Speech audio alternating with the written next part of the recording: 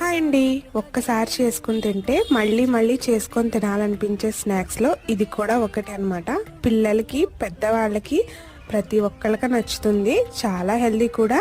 అలాగే డైట్ చేసే వాళ్ళకి డిన్నర్ లాగా మంచి హెల్దీ ఫుడ్ అన్నమాట. పల్లీలు మార్నింగే నీళ్లు వేసి మంచిగా నానబెట్టుకోవాలి.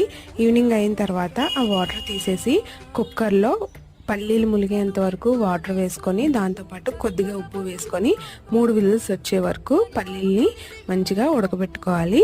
ఉడకబెట్టిన పల్లీల్ని బౌల్లో వేసుకొని కొద్దిగా ఉల్లిపాయ ముక్కలు, టమాటాలు, అలాగే తురిమిన క్యారెట్ కూడా వేసుకున్నాను.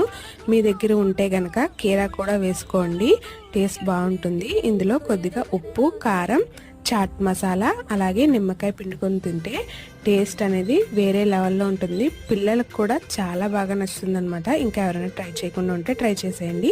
అలాగే వెళ్తూ లైక్ చేసి ఛానల్ని